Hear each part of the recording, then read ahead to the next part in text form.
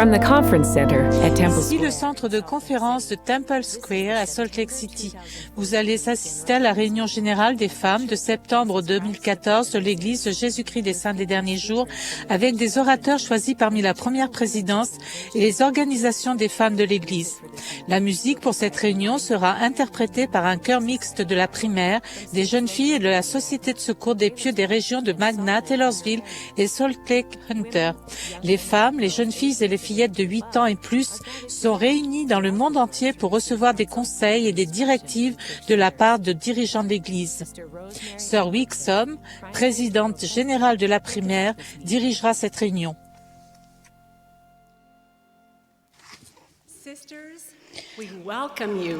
Sœurs, nous vous souhaitons la bienvenue à la réunion générale des femmes de l'Église de Jésus-Christ des Saints des Derniers Jours. Nous sommes de tout cœur avec vous, où que vous soyez.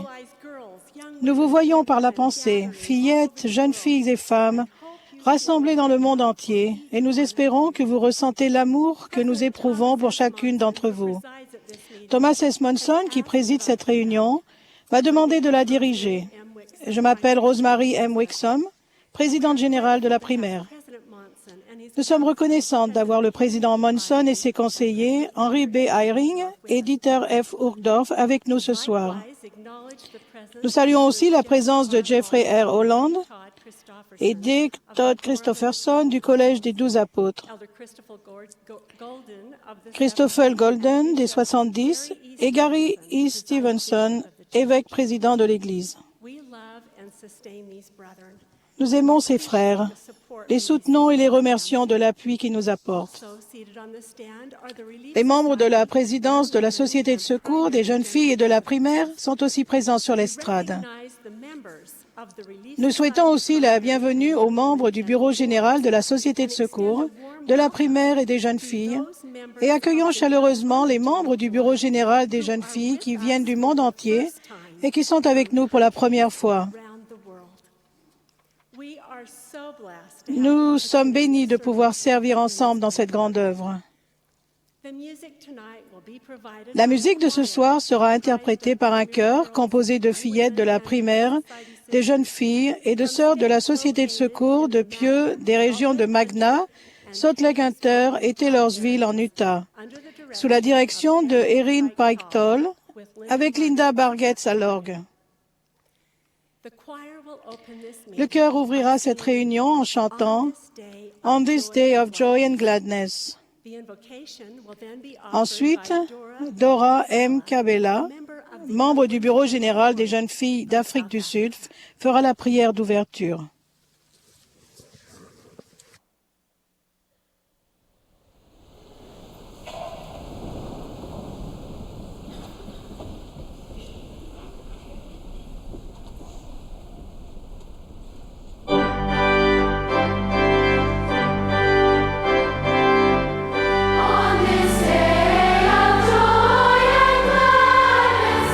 Lord, we praise thy holy name.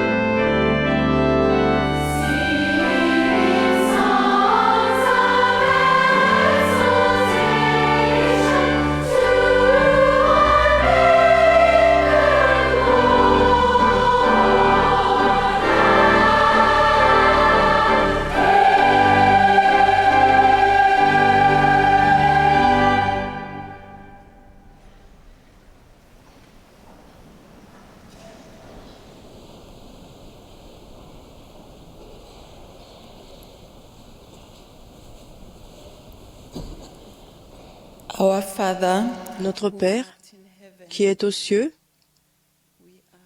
nous sommes très reconnaissantes d'être réunies devant toi maintenant. Nous sommes reconnaissantes de l'occasion que tu nous as donnée de venir et d'en apprendre davantage sur toi. Nous sommes reconnaissantes pour ce beau bâtiment. Nous sommes reconnaissantes pour notre fraternité et pour toutes les sœurs qui se sont jointes à nous, qui nous regardent et nous écoutent au moyen de toutes sortes d'appareils technologiques. Nous les aimons, Père. Nous sommes reconnaissantes pour le sacrifice expiatoire de ton Fils, Jésus-Christ. Nous sommes reconnaissantes pour les dirigeantes générales des sœurs. Nous te demandons de les bénir et de les protéger. Nous sommes reconnaissantes pour nos prophètes, voyants et révélateurs. Nous te demandons, Père, d'étendre ta main et de les guider, de les protéger, de les fortifier. Nous aimons notre prophète Thomas S. Manson, nous le soutenons. Continue de le bénir. Maintenant, Père Céleste, nous te demandons de nous bénir particulièrement pour que nous ayons des oreilles qui écoutent et que nous puissions prêter attention à ce que nous entendrons à ce pupitre. Nous t'aimons, Père, et c'est notre prière au nom de ton Fils Jésus-Christ. Amen.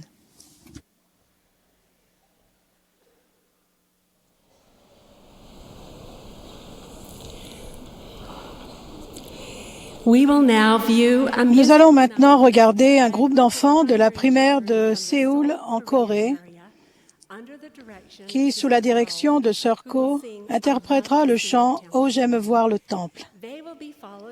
Il sera suivi de Linda K. Burton, présidente générale de la Société de secours. Après le discours de Sœur Burton, le chœur chantera un medley de « Je sais que mon Sauveur m'aime » et « Je sais qu'il vit mon Rédempteur ». Jean A. Stevens, première conseillère dans la présidence générale de la primaire, prendra ensuite la parole.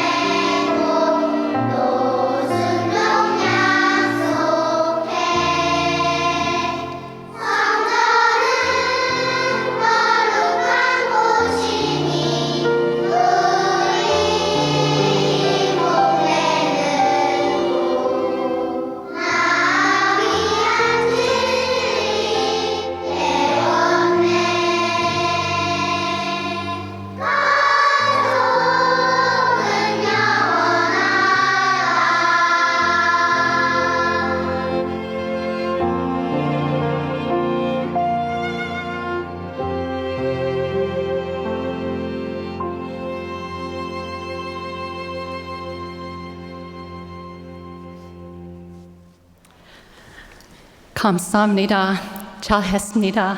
사랑해요. When our youngest daughter Quand returned notre home, fille cadette est rentrée de son premier jour d'école, je lui ai demandé « Comment ça s'est-il passé ?» Elle a répondu « C'était bien ». Mais le lendemain, quand je l'ai réveillée pour l'école, elle a croisé les bras et a dit fermement, « Je suis déjà allée à l'école. » Apparemment, je ne l'avais pas préparée ou on ne lui avait pas expliqué qu'aller à l'école, ce n'était pas un événement ponctuel, mais qu'il fallait qu'elle y aille 5 jours par semaine pendant de nombreuses années. Pendant que nous réfléchissons au principe de préparation, imaginez avec moi la scène suivante. Vous êtes assise dans la salle céleste du temple et vous remarquez plusieurs jeunes couples qui attendent pour être mariés pour le temps et l'éternité et que l'on fait respectueusement entrer et sortir. Une jeune mariée entre dans la salle céleste, main dans la main avec son bien-aimé. Elle porte une robe du temple, simple et belle. Elle arbore un sourire calme, paisible et chaleureux. Elle est très soignée mais n'attire pas l'attention. Elle s'assoit, jette des regards autour d'elle, puis elle est soudain envahie par l'émotion. Il semble que ses larmes sont dues à l'émerveillement et la révérence qu'elle a pour le lieu et l'ordonnance sacrée qui les attend, l'amour de sa vie et elle. Son attitude semble dire « Comme je suis reconnaissante d'être dans la maison du Seigneur aujourd'hui, prête à commencer un voyage éternel avec mon compagnon bien-aimé. » Elle semble préparée pour bien plus qu'un événement. Récemment, notre chère petite fille adolescente m'a laissé une note sur mon oreiller qui disait « Ce qui me frappe quand j'entre dans le temple, c'est l'esprit de paix et d'amour qui y règne. » Les gens peuvent y aller recevoir l'inspiration. Elle a raison. Nous pouvons recevoir l'inspiration et la révélation dans le temple et aussi le pouvoir d'affronter les difficultés de la vie. Ce qu'elle apprend concernant le temple en y apportant régulièrement des noms de ses ancêtres pour accomplir des baptêmes et des confirmations la prépareront à recevoir d'autres ordonnances, alliances et bénédictions du temple pour elle ainsi que pour les personnes de l'autre côté du voile. Russell L. Nelson a enseigné, de même que les temples sont préparés pour les gens, de même les gens doivent se préparer pour le temple. En ce moment, je relis l'histoire du capitaine Moroni dans le livre de Mormon. Et cela m'a rappelé que l'un de ses plus grands exploits a été la préparation minutieuse des Néphites à résister à la redoutable armée lamanite. Il a si bien préparé son peuple que nous lisons « Voici, à leur extrême étonnement, ils étaient préparés à les recevoir d'une manière qu'on n'avait jamais connue. » Cette phrase, « préparée d'une manière qu'on n'avait jamais connue », a véritablement capté mon attention. Comment pouvons-nous mieux nous préparer pour les bénédictions sacrées du temple? Le Seigneur a enseigné, et de plus, je vais vous donner un modèle en toutes choses. Prenons un exemple que nous pouvons trouver dans les Écritures pour nous aider à mieux nous préparer. Pour se préparer face à l'ennemi, il a fallu à Moroni une diligence constante et fidèle, ce que nous devons également faire preuve. Je ne me lasse pas de la belle parabole que le Seigneur a racontée au sujet des 5 vierges folles et de 5 vierges sages. Bien que cette parabole fasse allusion à la préparation pour la seconde venue du Sauveur, nous pouvons aussi la comparer à la préparation pour les bénédictions du temple, qui sont un festin spirituel pour les personnes convenablement préparées. Dans Matthieu 25, nous lisons « Alors le royaume des cieux sera semblable à 10 vierges qui, ayant pris leurs lampes, allèrent à la rencontre de l'époux. 5 d'entre elles étaient folles et 5 sages. Mais les sages prirent avec leurs lampes de l'huile dans des vases. Comme l'époux tardait, toutes s'assoupirent et s'endormirent. Au milieu de la nuit, on cria « Voici l'époux, allez à sa rencontre. » Alors toutes ces vierges se réveillèrent et préparèrent leurs lampes. Les folles dirent aux sages, « Donnez-nous de votre huile, car nos lampes s'éteignent. » Les sages répondirent, « Non, il n'y en aurait pas assez pour nous et pour vous. Allez plutôt chez ceux qui en vendent, et achetez-en pour vous. » Pendant qu'elles allaient en acheter, l'époux arriva. Celles qui étaient prêtes entrèrent avec lui dans la salle des noces, et la porte fut fermée. Plus tard, les autres vierges vinrent et dirent, « Seigneur, Seigneur, ouvre-nous. » Mais il répondit, « Je vous le dis en vérité, je ne vous connais pas. » Je ne pense pas qu'il y ait qui que ce soit, en particulier parmi les personnes au cœur tendre, qui ne ressentent pas de tristesse pour les jeunes filles folles. Et certaines d'entre nous auraient envie de dire aux autres jeunes filles, « Pouvez-vous donner de votre huile pour que l'on soit toutes heureuses ?» Mais réfléchissez un instant. Il s'agit d'une histoire que le Sauveur a racontée, et c'est lui qui a dit que 5 jeunes filles étaient folles et 5 étaient sages. Pendant que nous réfléchissons à cette parabole comme étant une préparation au temple, écoutons les paroles qu'un prophète de l'Église a enseignées. La préparation spirituelle ne peut pas se donner. Spencer W. Kimball a permis de clarifier la raison pour laquelle les 5 jeunes filles sages ne pouvaient pas donner de l'huile de leur lampe aux jeunes filles folles en ces termes. L'assistance aux réunions de Sainte-Seine ajoute de l'huile à notre lampe, goutte à goutte, au cours des années. Le jeûne, la prière en famille, l'enseignement au foyer, la maîtrise des appétits physiques, la prédication de l'Évangile, l'étude des Écritures, chaque acte de dévouement et d'obéissance est une goutte ajoutée à notre réserve. Les actes de gentillesse, le paiement des offrandes et de la dîme, les pensées et actes chastes, tout cela contribue aussi de manière importante à la réserve d'huile qui nous servira au milieu de la nuit à remplir notre lampe vide. Voyez-vous le schéma de préparation, goutte à goutte, qui peut nous aider quand nous réfléchissons à la manière dont nous pouvons être plus diligents dans notre préparation à recevoir les ordonnances sacrées pour nous et d'autres personnes? Quelles sont les autres petites choses simples que nous pourrions faire pour ajouter de précieuses gouttes spirituelles à notre lampe de préparation? Richard G. Scott a dit, la dignité personnelle est une condition essentielle pour profiter des bénédictions du temple. Une personnalité digne est forgée par une vie faite de choix corrects, constamment centrée sur les enseignements du Maître. J'aime cet adverbe constamment. Être constant signifie être digne de confiance. Quelle belle description du principe de dignité. Dans le dictionnaire de la Bible, on nous rappelle que seul le foyer peut se comparer au temple par son caractère sacré. Notre maison ou notre appartement correspond-il à cette description? Une adorable jeune fille de notre paroisse est venue chez nous récemment. Sachant que son frère venait de rentrer de mission, je lui ai demandé ce que ça lui faisait de la voir à nouveau à la maison. Elle a dit qu'elle en était heureuse, mais que de temps en temps, il demandait si l'on pouvait baisser la musique. Elle a ajouté, et ce n'était même pas de la mauvaise musique. Il pourrait être utile pour nous que nous nous évaluions maintenant et ensuite que nous nous assurions que notre foyer est un lieu où nous sommes préparés à ressentir l'Esprit. En préparant notre foyer à être un lieu propice à la présence de l'Esprit, nous serons prêts à nous sentir plus comme à la maison quand nous entrons dans la maison du Seigneur. Si nous nous préparons à entrer dignement dans le temple et sommes fidèles aux alliances que nous y contractons, le Seigneur nous accordera une multiplicité de bénédictions. Mon excellente amie Bonnie Oscarson a récemment inversé l'ordre des mots d'un verset des Écritures quand elle a dit « car on donnera beaucoup à qui l'on a beaucoup demandé ». Je suis entièrement d'accord. Étant donné que nous allons au temple pour recevoir les bénédictions éternelles, nous ne devrions pas être surpris que l'on nous demande plus pour les mériter. Frère Nelson a enseigné, le temple étant la maison du Seigneur, les conditions d'admission sont fixées par lui. On entre au temple en invité du Seigneur.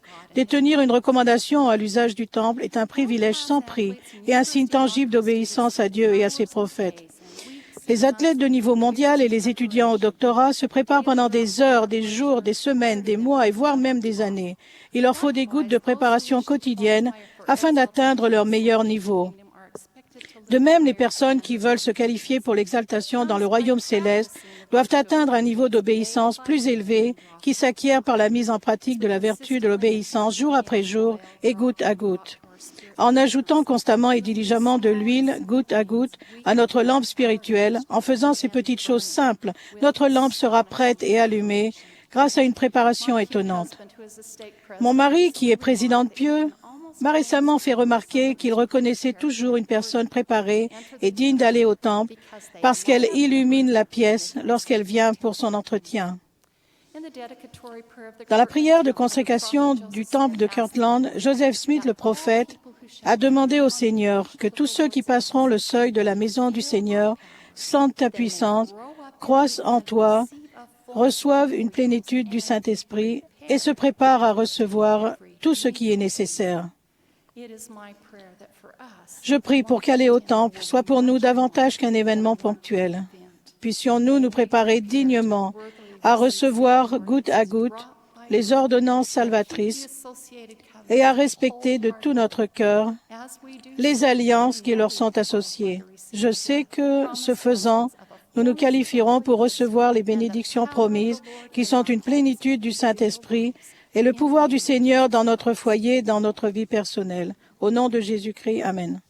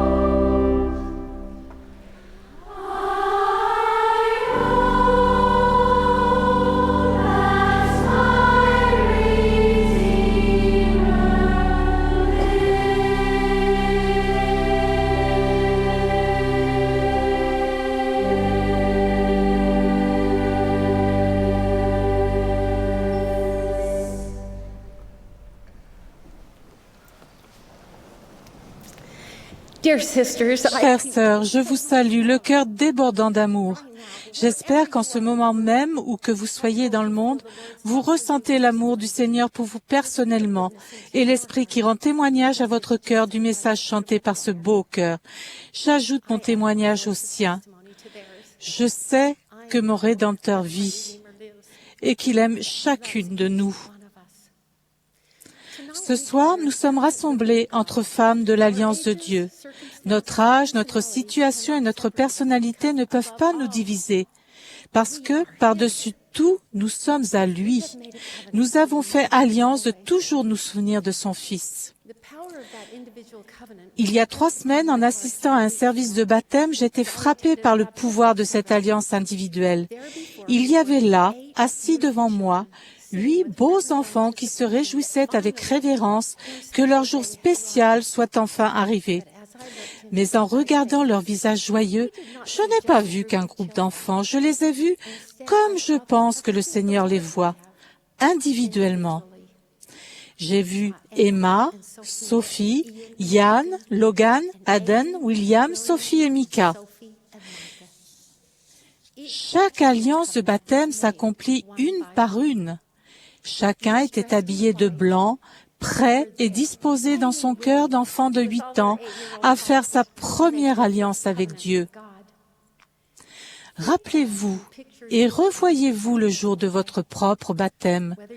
Que vous vous souveniez de nombreux détails ou juste de quelques-uns, essayez de ressentir aujourd'hui l'importance de l'alliance que vous avez faite personnellement. On vous a appelé par votre nom, on vous a immergé dans l'eau, et quand vous êtes ressortis, vous étiez sa fille, une fille de l'Alliance, disposée à prendre sur vous le nom de son Fils et à promettre de le suivre et d'obéir à ses commandements. Les alliances avec Dieu nous aident à savoir qui nous sommes réellement. Elles nous relient à lui d'une manière personnelle dans laquelle nous prenons conscience de notre valeur à ses yeux et de notre place dans son royaume. D'une façon que nous ne pouvons pas comprendre complètement, il nous connaît, nous aime individuellement.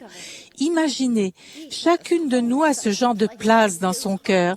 Ce qu'il désire, c'est que nous choisissions le chemin qui nous ramènera auprès de lui. Aussi essentielle et importante que soit l'ordonnance du baptême, elle n'est que le commencement, la porte qui nous met sur le chemin de la vie éternelle. Plus loin dans notre parcours, il y a des alliances du temple à contracter, des ordonnances de la prêtrise à recevoir.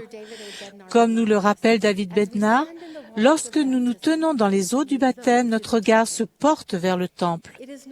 Ce n'est pas seulement en contractant des alliances, mais aussi en les respectant fidèlement que nous nous préparons à recevoir la vie éternelle. C'est notre espérance, notre but et notre joie. J'ai été témoin oculaire du pouvoir des alliances en observant mes parents, des personnes justes qui aimaient et vivaient l'Évangile. Chez ma gentille maman, j'ai eu l'occasion de voir clairement les décisions quotidiennes d'une fille de l'Alliance de Dieu. Même lorsqu'elle était jeune, ses choix reflétaient ses priorités et montraient qu'elle était un véritable disciple de Jésus-Christ. J'ai vu la paix, le pouvoir et la protection se manifester dans sa vie grâce aux alliances qu'elle faisait et respectait en cours de route. Sa vie sur terre était le reflet de son amour pour le Sauveur et de son désir de le suivre. Son modèle est celui que je veux suivre. La vie commune de mes parents a commencé de façon inhabituelle. C'était en 1936. Ils se fréquentaient sérieusement et projetaient de se marier lorsque mon père a reçu une lettre dans laquelle on lui demandait de faire une mission à plein temps en Afrique du Sud. La lettre disait que, s'il était digne et désireux de servir, il devait prendre contact avec son évêque. Ah, on voit bien que la façon d'être appelé en mission à l'époque était très différente. Mon père a montré la lettre à sa bien-aimée Hélène et ils ont décidé sans hésitation qu'il partirait. Pendant les 2 semaines qui ont précédé son départ, ils se sont vus chaque jour pour un déjeuner pique-nique au Memory Grove, près du centre-ville de Salt Lake City. Au cours d'un de leurs déjeuners, après avoir cherché à être guidée en jeûnant et en priant, ma mère a dit à son cher Clairon que s'il le souhaitait toujours, elle l'épouserait avant son départ. Dans les premiers temps de l'Église, les hommes étaient parfois appelés en mission et laissaient derrière eux femmes et enfants. Ça a été le cas de ma mère et de mon père. Avec l'accord des dirigeants de la prêtrise, ils ont décidé de se marier avant qu'ils partent en mission. Dans le temple de Salt Lake, ma mère a reçu sa dotation. Et ensuite, ils ont été mariés pour le temps et pour toute l'éternité par David O'Mackey. Ils ont eu d'humbles débuts. Il n'y avait pas de photos, pas de belles robes de mariée, pas de fleurs et pas de réception pour célébrer l'occasion. Ils étaient clairement centrés sur le temple et sur leurs alliances. Les alliances étaient tout pour eux. Après seulement 6 jours de mariage et des adieux pleins de larmes, mon père est parti pour l'Afrique du Sud.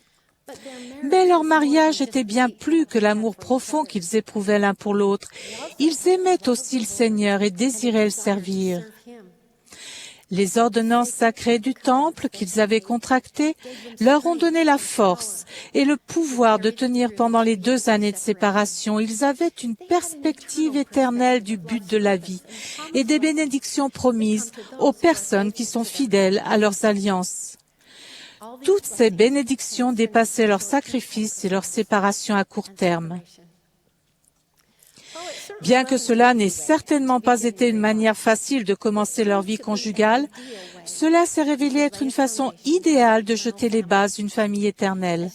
Quand les enfants sont arrivés, nous savions ce qui comptait le plus pour nos parents.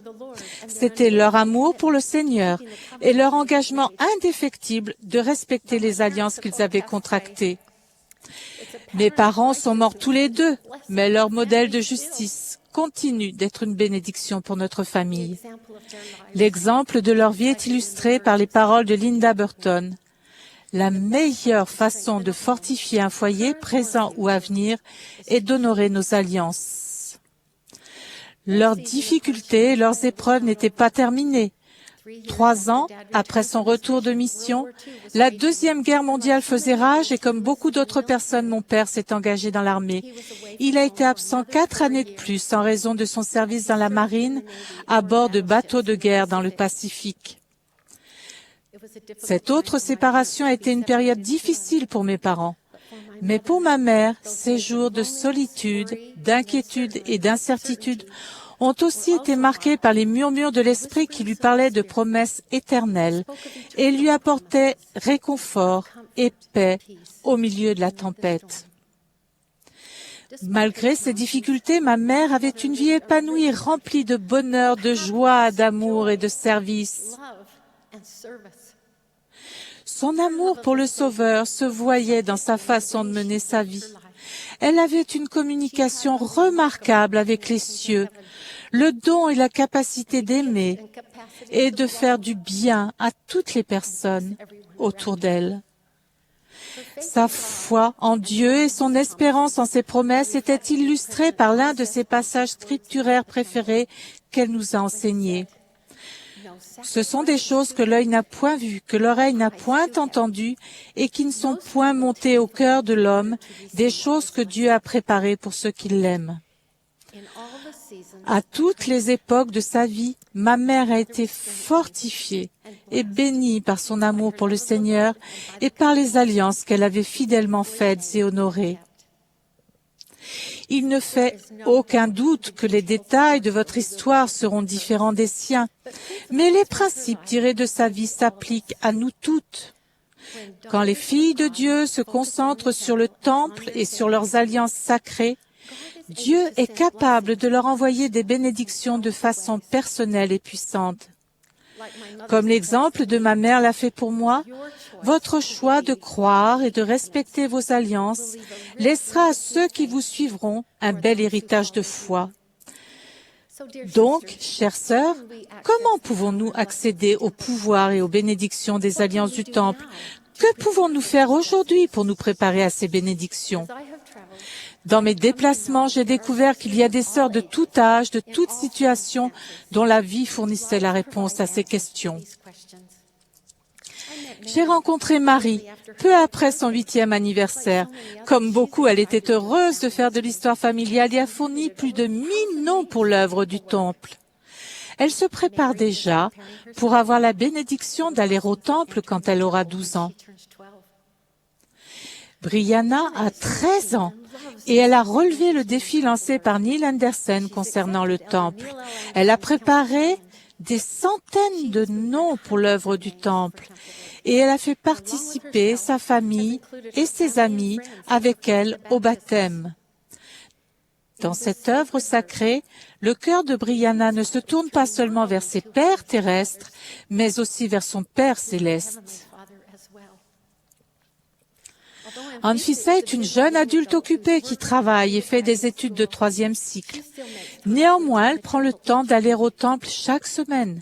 Elle recherche la révélation et trouve la paix quand elle va dans la maison du Seigneur. Katia, une chère sœur qui vit en Ukraine, a un amour profond du temple. Avant que le temple de Kiev soit construit, elle et d'autres membres de sa branche devaient faire un voyage coûteux de 36 heures en autocar pour se rendre une fois par an au temple en Allemagne. Pendant le trajet, ces saints dévoués étudiaient les Écritures, chantaient des cantiques et discutaient de l'Évangile. Katia m'a dit, quand nous arrivions enfin au temple, nous étions prêts à recevoir ce que le Seigneur avait à nous donner. Si nous voulons recevoir toutes les bénédictions que Dieu offre si généreusement, notre chemin terrestre doit nous mener au temple. Les temples sont une expression de l'amour de Dieu. Il nous invite tous à y aller, à apprendre de lui, à sentir son amour et à recevoir les ordonnances de la prêtrise nécessaires à la vie éternelle auprès de lui. Chaque alliance s'accomplit une par une. Chaque grand changement de cœur compte aux yeux du Seigneur. Et cela fera toute la différence pour vous, car lorsque nous allons dans sa sainte maison, nous pouvons être armés de son pouvoir, avoir son nom sur nous, être entourés de sa gloire et être sous la protection de ses anges. Je témoigne que notre Père céleste est m'envie. C'est grâce à son Fils bien-aimé, Jésus-Christ, que chaque espoir, chaque promesse et chaque bénédiction du temple s'accomplit. Je prie pour que nous ayons la foi de mettre notre confiance en lui et en ses alliances. Au nom de Jésus-Christ, Amen.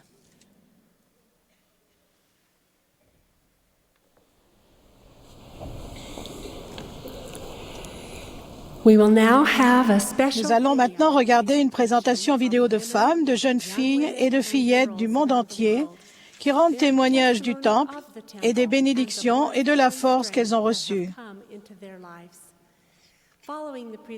Après la présentation, nous entendrons Neil F. Marriott, deuxième conseillère dans la présidence générale des jeunes filles.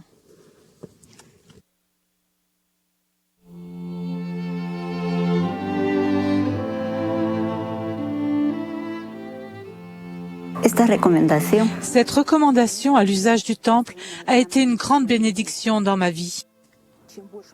Plus nous irons au temple, plus nous apprendrons. Le Seigneur nous révélera davantage de vérité. Mon mari et moi avons été scellés dans le temple de Hong Kong il y a 5 ans. Ce qui nous a été enseigné dans le temple est devenu un bouclier dans notre vie. Avec les jeunes filles, nous nous sommes fixés le but d'aller au temple une fois par semaine cette année.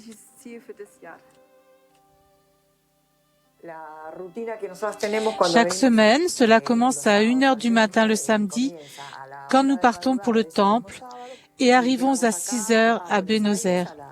Nous travaillons toute la journée jusqu'à 18h. Nous rapportons la paix du temple dans nos activités quotidiennes.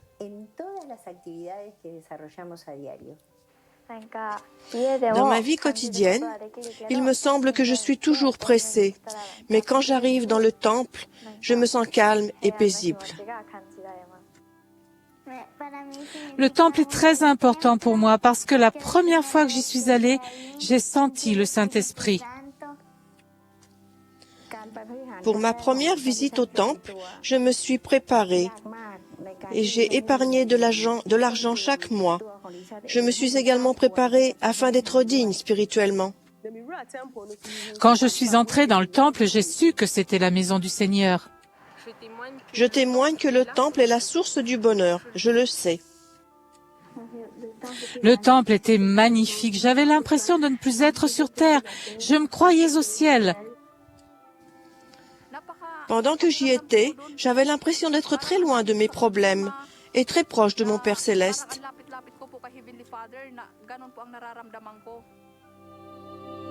Quand nous sommes entrés dans la salle de scellement et avons vu nos parents, et quand nous nous sommes agenouillés ensemble, je n'avais rien ressenti d'aussi beau de ma vie. Nous avons été scellés pour toute l'éternité.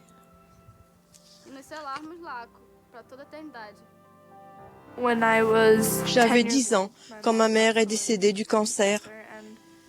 C'était très dur.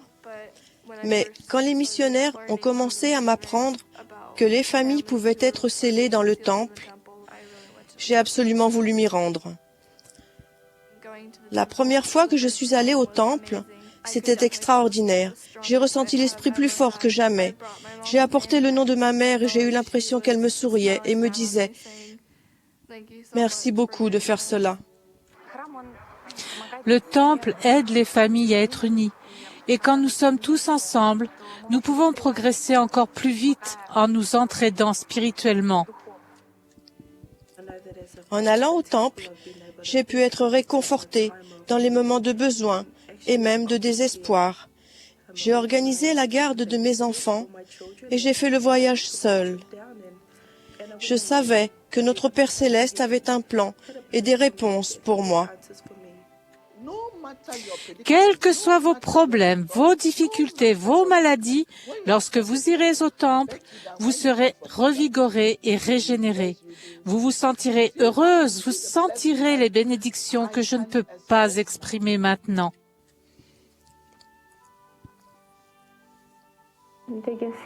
J'ai perdu 6 enfants le 12 janvier. Je me rappelle quand le tremblement de terre s'est produit. Je faisais la lessive et les enfants étaient assis dehors, près de la porte. La maison à côté de nous, qui était sur un terrain plus élevé, s'est écroulée. Elle est tombée sur les enfants.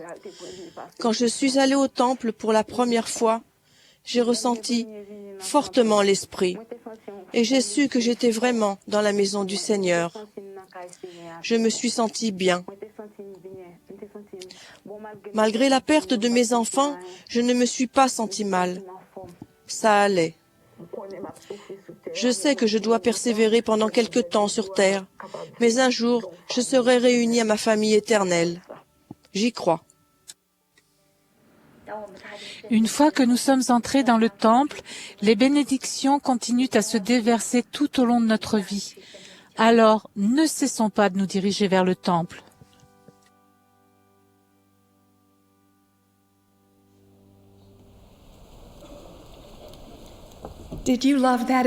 Avez-vous aimé cette vidéo autant que moi? Avez-vous pu ressentir les bénédictions du temple enveloppant la terre? La fraternité des sœurs? J'ai beaucoup aimé.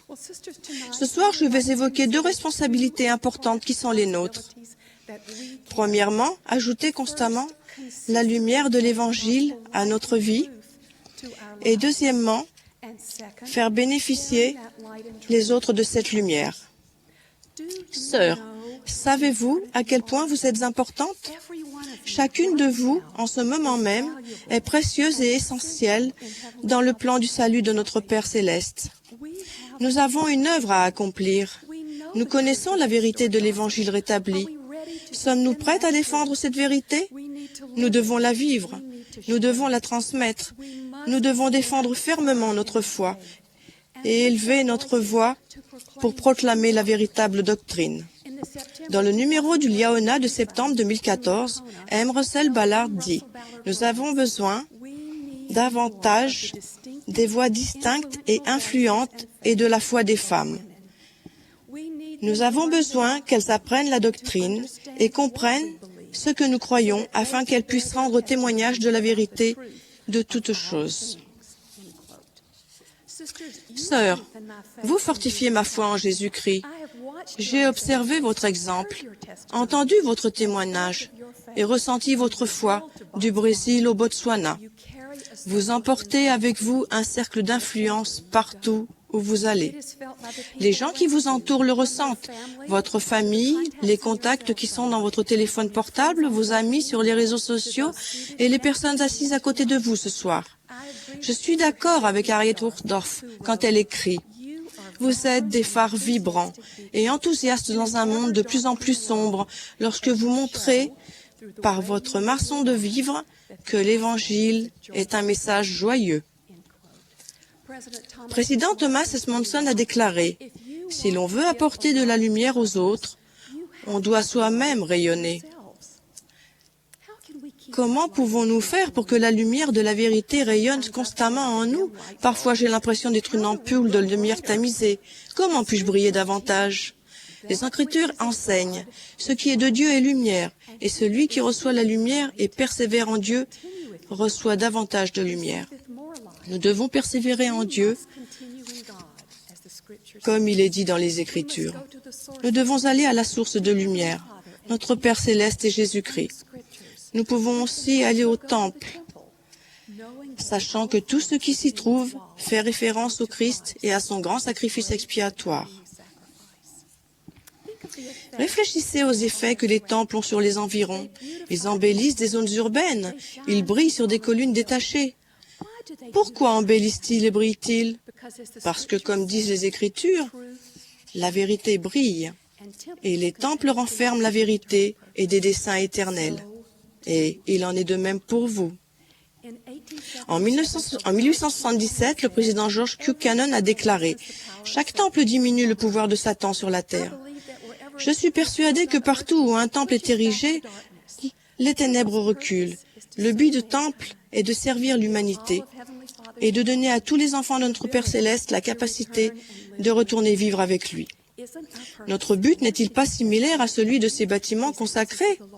Ces maisons du Seigneur, n'est-il pas de servir nos semblables, de les aider à repousser les ténèbres et de retourner à la lumière de notre Père céleste? L'œuvre sacrée du temple augmentera notre foi en Christ et ensuite nous pourrons avoir une meilleure influence sur la foi d'autres personnes. Grâce à l'esprit du temple qui nous sustente, nous pouvons apprendre la réalité, le pouvoir et l'espérance de l'expiation du Sauveur dans notre vie personnelle. Il y a quelques années, notre famille a rencontré un problème grave. Je suis allée au temple et j'ai prié avec ferveur pour recevoir de l'aide. Il m'a été donné de connaître un moment de vérité. J'ai reçu une inspiration claire de mes faiblesses et j'en ai été stupéfaite. Dans ce moment spirituellement instructif, j'ai vu une femme orgueilleuse qui agissait à sa manière, pas nécessairement à la manière du Seigneur, et qui, dans son fort intérieur, s'octroyait les mérites de ses prétendus accomplissements. Je savais qu'il s'agissait de moi. J'ai imploré mon Père céleste, lui disant « Je ne veux pas être cette femme, mais comment puis-je changer ?» Grâce au pur esprit de révélation que j'ai ressenti dans le temple, j'ai appris que j'avais absolument besoin d'un Rédempteur. Je me suis immédiatement tournée vers le Seigneur, Jésus-Christ, et j'ai vu mon angoisse s'évanouir et une grande espérance envahir mon cœur. Il était mon seul espoir, et je désirais me cramponner uniquement à lui. Il était clair à mes yeux qu'une femme égocentrique, naturelle, est ennemie de Dieu et des gens qui sont dans sa sphère d'influence. Au temple ce jour-là, j'ai appris que ce n'est pas que par l'expiation de Jésus-Christ que ma nature orgueilleuse pouvait changer et que la capacité de faire le bien me serait donnée.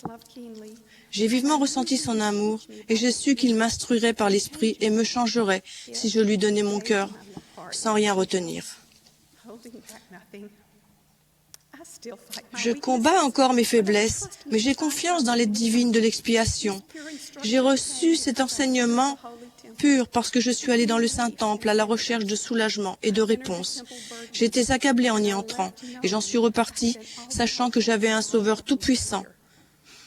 J'étais plus légère et joyeuse parce que j'avais reçu sa lumière et accepté le plan qu'il a pour moi. Répartis dans le monde entier, les temples ont chacun un aspect et une conception extérieure unique, mais à l'intérieur se trouve en tous la même lumière, le même dessein et la même vérité éternelle. Dans 1 Corinthiens 3,16, nous lisons « Ne savez-vous pas que vous êtes le temple de Dieu et que l'Esprit de Dieu habite en vous ?» En tant que filles de Dieu, nous sommes nous aussi répartis dans le monde entier, et chacune de nous, comme les temples, a son aspect extérieur unique. Nous avons également une lumière spirituelle en nous. Cette lumière spirituelle est le reflet de la lumière du Sauveur. D'autres personnes seront attirées par cet éclat. Nous avons notre propre rôle sur la terre, en commençant par celui de fille, puis de mère, de dirigeante, d'instructrice, de sœur, de salarié, de femme et plus. Chacun exerce une influence. Chaque rôle s'accompagne de puissance morale lorsque se reflètent les vérités de l'Évangile et les alliances du Temple dans notre vie. D. Todd Christopherson a dit « Quoi qu'il en soit, une mère peut exercer une influence que personne d'autre ne peut égaler dans aucune autre relation. » Quand nos enfants étaient jeunes, j'avais l'impression d'être, avec mon mari David, le commandant en second de navire, et je me représentais nos enfants comme une flottille de petits bateaux, s'agissant autour de nous dans le port, se préparant à voguer sur les mers du globe. David et moi éprouvions le besoin de consulter chaque jour le compas du Seigneur pour trouver le meilleur cap de navigation avec notre petite flotte. Mes journées étaient remplies de choses ordinaires, comme plier le linge, lire des livres d'enfants et préparer le dîner. Parfois, dans le port qu'est notre foyer, nous ne pouvons pas voir qu'à travers ces gestes simples, constants, notamment la prière en famille, l'étude des Écritures et la soirée familiale, il s'accomplit de grandes choses. Mais je témoigne que ces actes même ont une importance éternelle. Nous éprouvons une grande joie lorsque ces petites embarcations, nos enfants, grandissent et deviennent des vaisseaux de ligne remplis de la lumière de l'Évangile et prêts à prendre la mer au service de Dieu. Nos petits actes de foi et de service sont la façon dont la plupart d'entre nous peuvent continuer en Dieu et apporter finalement la lumière et la gloire éternelle à leur famille, à leurs amis et à leur fréquentation. Oui, vous pouvez emporter... Je suis perdue.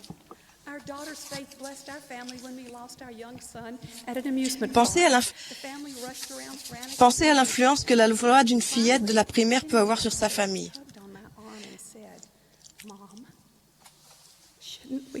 La foi de notre fille a été une bénédiction pour notre famille. Le jour où notre jeune fils s'est perdu dans un parc d'attractions, la famille courait frénétiquement partout à sa recherche. Après un moment, notre petite fille de 9 ans m'a dit en me secouant le bras, « Maman, est-ce qu'on ne devrait pas prier ?» Elle avait raison. Notre famille s'est regroupée au milieu d'une foule de badauds et nous avons prié afin de retrouver notre enfant. Nous l'avons retrouvé. À toutes les fillettes de la primaire, je dis, « S'il vous plaît, continuez de rappeler à vos enfants de prier. » Cet été, j'ai eu l'honneur d'assister à un camp de 900 jeunes filles en Alaska. Elles ont eu une influence profonde sur moi. Elles sont allées au camp préparées spirituellement, ayant lu le livre de Mormon et mémorisé le Christ vivant, le témoignage des apôtres. Le 3e soir du camp, les 900 jeunes filles se sont levées et ont récité ensemble le texte entier par cœur. L'esprit remplissait la grande salle et j'avais très envie de me joindre à elles. Mais je ne pouvais pas. Je n'avais pas payé le prix en apprenant le texte. J'ai commencé à apprendre les paroles du Christ vivant, comme l'ont fait ses sœurs, et grâce à leur influence, en répétant sans cesse le témoignage du Christ qu'ont rendu les apôtres, je ressens plus pleinement l'alliance de la Sainte Seine, de me souvenir du Sauveur. Elle prend pour moi une signification plus profonde.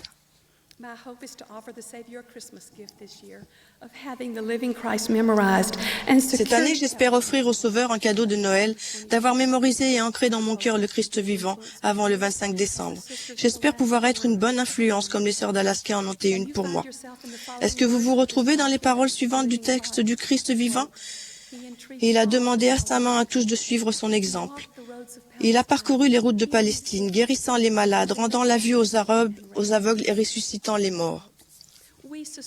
Nous, sœurs de l'Église, ne parcourons pas les routes de Galilée en guérissant les malades, mais nous pouvons prier pour recevoir l'amour guérisseur et l'appliquer à une relation tendue, mal en point.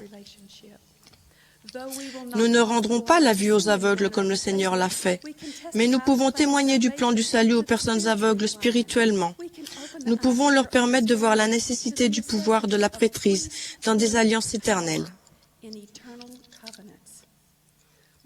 Nous ne ressusciterons pas les morts comme l'a fait le Sauveur, mais nous pouvons leur permettre de recevoir des bénédictions en trouvant leur nom pour l'œuvre du Temple. Ensuite, nous les sortirons de leur prison d'esprit et leur offrirons le chemin de la vie éternelle. Je témoigne que nous avons un Sauveur vivant, Jésus-Christ, et qu'avec son pouvoir et sa lumière, nous serons capables de repousser les ténèbres du monde, de faire entendre la vérité que nous connaissons et d'influencer notre prochain pour qu'il aille au Christ. Au nom de Jésus-Christ. Amen.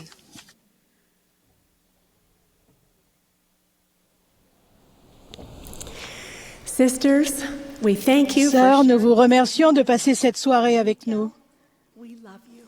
Nous vous aimons. We thank the choir here in Nous the remercions le conference chœur center du centre de conférence et celui des enfants de la primaire de Corée de la merveilleuse musique que nous avons entendue. Likewise, thank those who Nous remercions également les personnes qui ont pris la parole et adressons nos remerciements à toutes celles qui ont contribué à la préparation de cette réunion d'une manière ou d'une autre. choir and congregation. Le chœur et l'assemblée chanteront à présent le premier et le troisième couplet de Je suis enfant de Dieu sous la direction de sœur Pike Toll. The fourth verse, Le chœur chantera le quatrième couplet. following the singing, it will Après le cantique, nous aurons la bénédiction d'entendre Dieter F. Uchtdorf, deuxième conseiller dans la première présidence. at the conclusion of President À la fin des propos du président Uchtdorf, le chœur terminera la réunion en chantant Let Zion in Let Zion in her beauty rise. the benediction will then be Ensuite, offered Amy by Caroline Caroline White, a relief membre de la society Société de member secours of the du Logan 4e Utah, pieu des jeunes adultes seuls de Logan en Utah, fera la prière de clôture.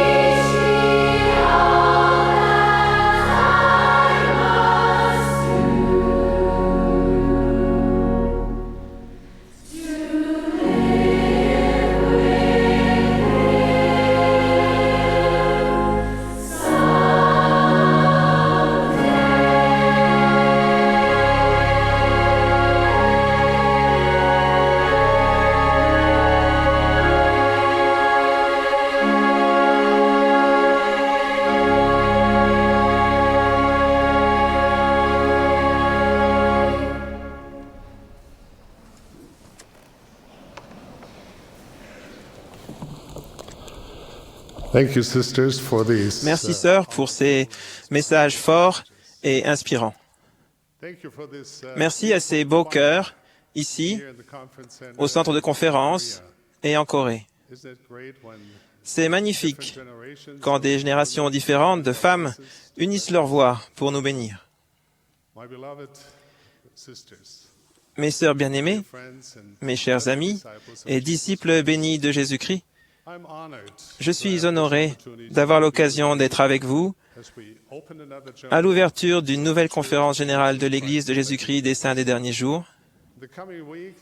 La semaine prochaine, la première présidence et les 12 apôtres se réuniront avec toutes les autorités générales et les dirigeants des auxiliaires générales, et les autres sessions de notre conférence générale mondiale auront ensuite lieu le samedi et le dimanche.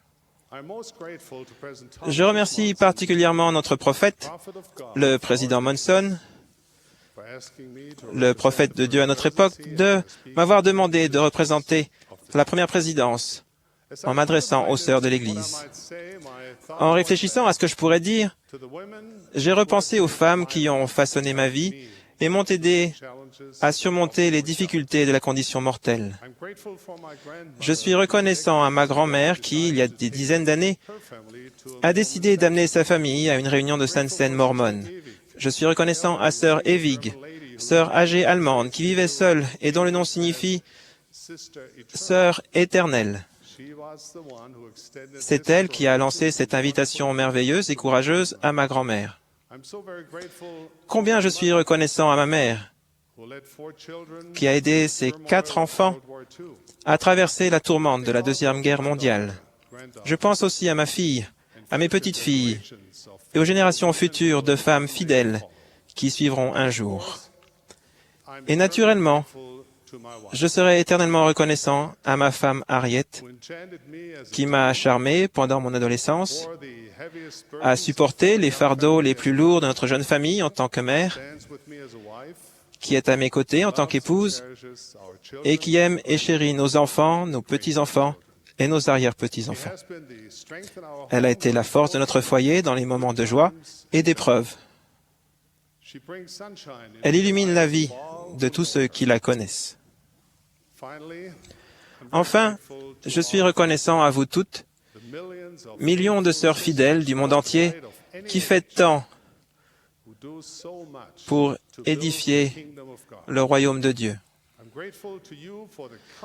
Je vous suis reconnaissant d'inspirer, soutenir et bénir de nombreuses façons les personnes qui vous entourent. Je suis heureux de me trouver parmi tant de filles de Dieu. Lorsque nous chantons « Je suis enfant de Dieu », les paroles nous touchent profondément. Lorsque nous méditons sur cette vérité, à savoir que nous sommes enfants de parents célestes, nous prenons profondément conscience de notre origine, de notre but sur terre et de notre destinée. Il est bon de vous souvenir que vous êtes à jamais enfants de Dieu. Cette connaissance vous aidera à traverser les moments les plus difficiles de votre vie et vous inspirera d'accomplir des choses remarquables. Cependant, il est aussi important de se rappeler que cette distinction de filles de parents éternels ne se gagne pas ni ne se perdra jamais. Vous êtes et resterez à jamais filles de Dieu. Votre Père céleste a de grands objectifs pour vous, mais votre origine divine seule ne vous garantit pas un héritage divin.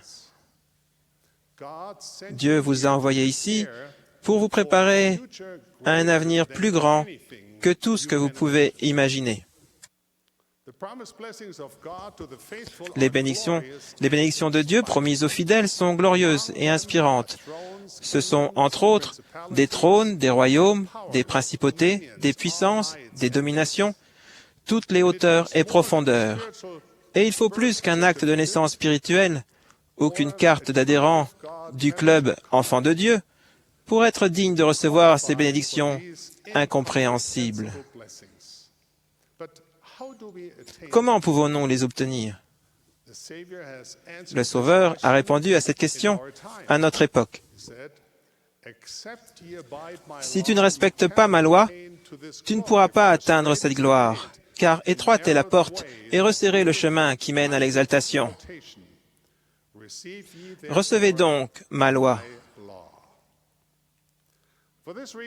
C'est pour cette raison qu'on dit qu'il faut suivre le chemin du disciple. On parle de l'obéissance au commandement de Dieu. On parle de vivre l'Évangile avec joie, de tout son cœur, de toute sa force et de toute son âme. Et pourtant, certains d'entre nous ne considèrent pas toujours l'obéissance au commandement de Dieu avec joie. Soyons honnêtes. Certains commandements peuvent sembler plus difficiles ou moins attrayants.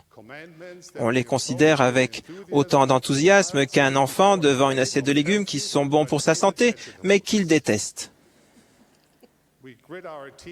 On serre les dents et l'on se force à obtempérer afin de pouvoir passer à des activités plus séduisantes. Dans ces moments-là, on se surprend peut-être à poser la question: faut-il vraiment obéir à tous les commandements de Dieu? Ma réponse à cette question est simple. Je crois que Dieu sait quelque chose que nous ne savons pas. Des choses qui dépassent notre entendement. Notre Père Céleste est un être éternel dont l'expérience, la sagesse et l'intelligence sont infiniment plus grandes que les nôtres. En outre, il est éternellement aimant, compatissant et concentré sur un objectif divin: réaliser notre immortalité et notre vie éternelle. En d'autres termes, non seulement il sait ce qui est le mieux pour vous, mais il désire aussi profondément que vous choisissiez ce qui est le mieux pour vous. Si vous y croyez intimement, si vous croyez véritablement que la grande mission de notre Père Céleste consiste à exalter et à glorifier ses enfants, et qu'il sait mieux que quiconque comment y parvenir, n'est-il pas logique d'adopter et de suivre ses commandements, même ceux qui semblent difficiles? Ne devrions-nous pas chérir les signaux lumineux qu'il a placés pour nous aider à traverser les ténèbres et les épreuves de la condition mortelle? Ils indiquent le chemin qui ramène à notre foyer céleste. En choisissant le chemin de notre Père Céleste, vous posez, en tant que fille de Dieu, les fondements divins de votre progression personnelle, qui seront une bénédiction pour vous pendant toute votre vie. Je crois que nos difficultés viennent en partie de ce que nous imaginons que Dieu a enfermé toutes ces bénédictions dans un grand nuage au ciel et qu'il refuse de nous les donner si nous ne respectons pas les exigences strictes et paternalistes qu'il a fixées. Mais les commandements ne sont pas du tout comme cela. En réalité, notre Père Céleste fait constamment pleuvoir ses bénédictions sur nous. Ce sont nos peurs, nos doutes et nos péchés qui, comme un parapluie, les empêchent de nous atteindre. Ces commandements sont les directives aimantes et les divines qui nous permettent de refermer le parapluie afin que nous recevions la pluie de bénédictions célestes. Nous devons accepter le fait que les commandements de Dieu ne sont pas juste une longue liste de bonnes idées. Ce ne sont pas des astuces qui vous facilitent le quotidien et que vous trouvez sur un blog Internet, ni des citations inspirantes sur un tableau Pinterest. Ce sont des conseils divins, fondés sur des vérités éternelles, donnés pour apporter la paix dans ce monde et la vie éternelle dans le monde à venir. Nous avons donc un choix à faire. Il y a d'un côté l'opinion du monde avec ses théories qui changent sans cesse et ses motivations douteuses. Il y a, de l'autre côté, la parole de Dieu à ses enfants, sa sagesse éternelle, ses promesses sûres et ses directives aimantes pour retourner en sa présence dans la gloire, l'amour et la majesté. Le choix vous appartient. Le Créateur des mers, du sable et des étoiles infinies vous tend la main aujourd'hui même. Il offre la magnifique recette du bonheur, de la paix et de la vie éternelle. Pour avoir droit à ces bénédictions glorieuses, vous devez vous humilier, exercer votre foi, prendre sur vous le nom du Christ, le rechercher en parole et en acte, et prendre la résolution d'être les témoins de Dieu en tout temps et en toutes choses et dans tous les lieux. Une fois que vous comprenez la véritable nature de Dieu et de ses commandements, vous comprenez mieux votre propre nature et la raison divine de votre existence. Avec cette compréhension, votre motivation de suivre les commandements change et devient le désir de votre cœur de vivre l'Évangile joyeusement. Par exemple, les personnes qui voient leur assistance à la réunion de Sainte-Seine comme leur moyen personnel d'augmenter leur amour pour Dieu, de trouver la paix, d'édifier les autres, de rechercher l'Esprit et de renouveler leur engagement de suivre Jésus-Christ, auront une expérience bien plus enrichissante que celles qui se contentent de passer le temps assises sur un banc de l'Église. Sœurs, il est très important d'assister à nos réunions du dimanche. Mais je suis quasiment sûr que notre Père céleste se préoccupe encore davantage de notre foi et de notre repentir que des statistiques d'assistance. Voici encore un exemple. Une mère seule de 2 enfants en bas âge a récemment contracté la varicelle. Évidemment, ses enfants sont rapidement tombés malades eux aussi. C'était une tâche presque insurmontable pour cette jeune mère que de s'occuper seule d'elle-même et de ses petits. En conséquence, la maison, qui d'ordinaire était impeccable, était en désordre. La vaisselle sale s'empilait dans l'évier et le linge sale traînait partout. Tandis qu'elle s'efforçait tant bien que mal de s'occuper de ses enfants qui pleuraient et refoulait ses larmes, on frappa à la porte. C'étaient ses instructrices visiteuses. Elles ont vu la détresse de la jeune mère. Elles ont vu sa maison, sa cuisine. Elles ont entendu ses enfants pleurer. Si ces sœurs s'étaient préoccupées uniquement de faire les visites d'enseignement mensuelles qui leur étaient confiées, elles auraient pu donner à cette mère une assiette de biscuits, lui dire qu'elle leur avait manqué à la société de secours la semaine passée et dire quelque chose comme « Dites-nous si nous pouvons faire quelque chose pour vous ». Puis elle serait repartie joyeusement, reconnaissante d'avoir 100% un mois de plus. Heureusement, ces sœurs étaient de véritables disciples du Christ. Elles ont remarqué les besoins de leurs sœurs et ont mis leurs nombreux talents et leur expérience à son service. Elles ont rangé le désordre, apporté de la clarté et de la lumière dans la maison et appelé une amie pour qu'elle apporte des provisions dont la sœur avait besoin. Lorsqu'elles ont eu fini leur travail et qu'elles ont dit au revoir, la jeune mère était en larmes, des larmes de reconnaissance et d'amour. À partir de ce moment-là, l'opinion qu'elle se faisait des visites d'enseignement a changé. Elle a confié. Je sais que je ne suis pas simplement une croix dans une case à cocher sur la liste des choses à faire de quelqu'un d'autre.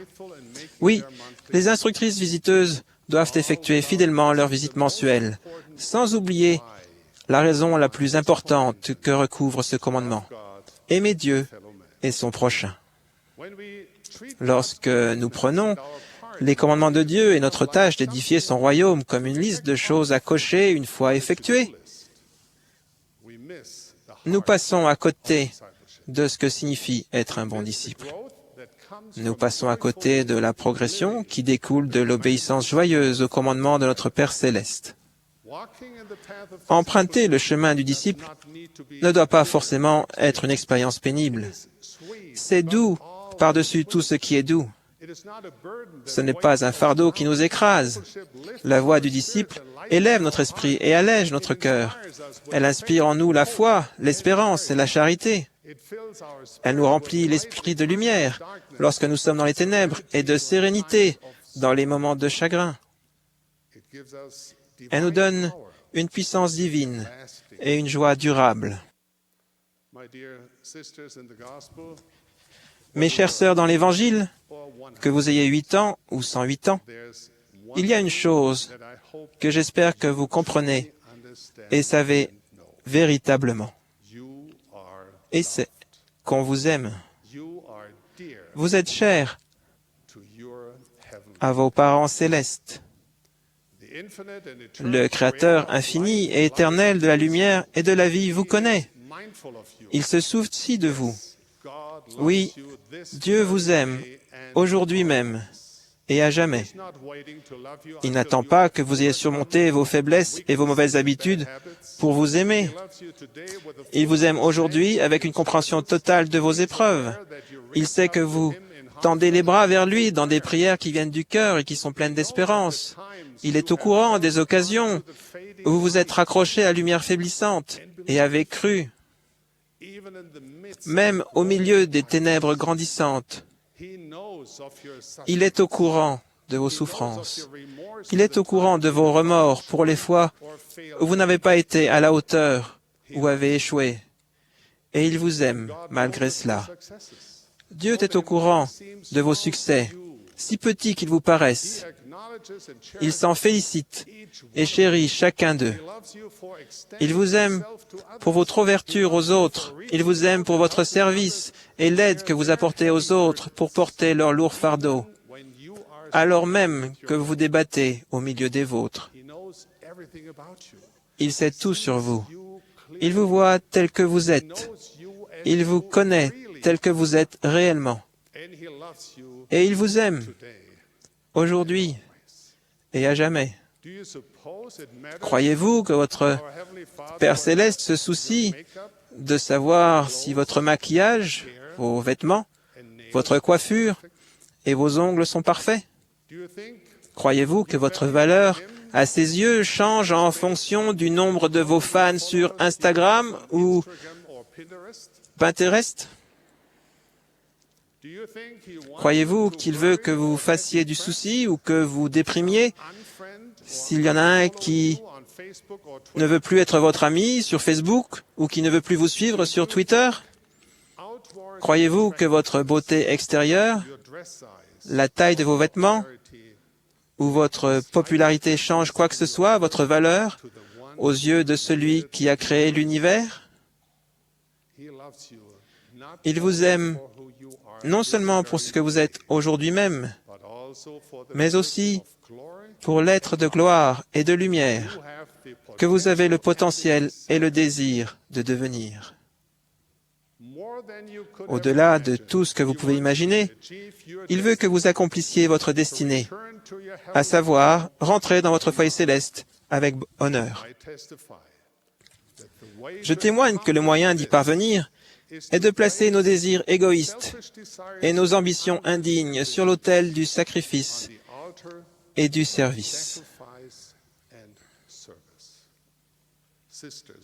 Sœurs, faites confiance au pouvoir salvateur de Jésus-Christ.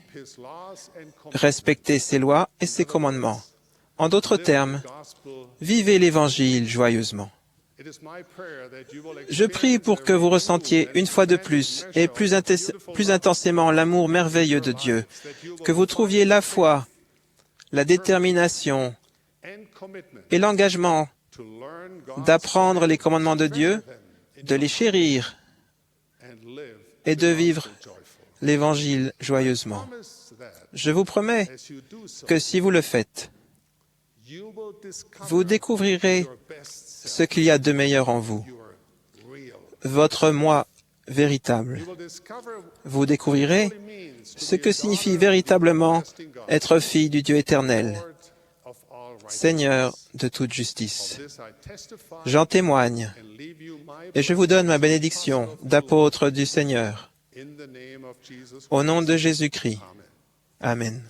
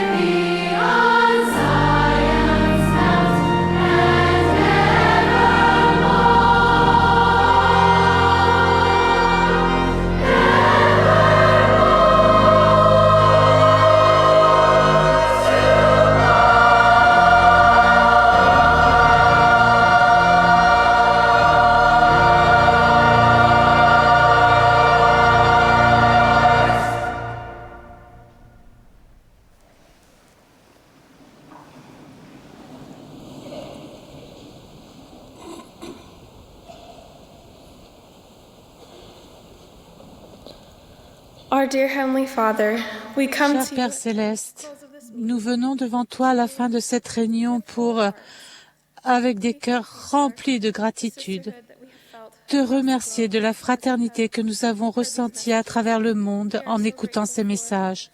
Nous sommes aussi reconnaissants pour ces dirigeants et pour l'amour que nous avons ressenti. Nous te demandons de nous bénir tandis que nous tournons nos yeux vers le temple et nous sommes reconnaissants pour toutes les bénédictions que tu nous as données par ton évangile. Nous te demandons de nous bénir alors que nous allons de l'avant pour que nous puissions nous soutenir mutuellement et que nous puissions chercher les personnes qui ont besoin de ton évangile. Nous sommes reconnaissantes pour notre prophète, le président Monson, et nous te demandons de nous bénir tandis que nous nous préparons pour la conférence générale la semaine prochaine. Nous t'aimons beaucoup et nous disons ces choses au nom de Jésus-Christ. Amen.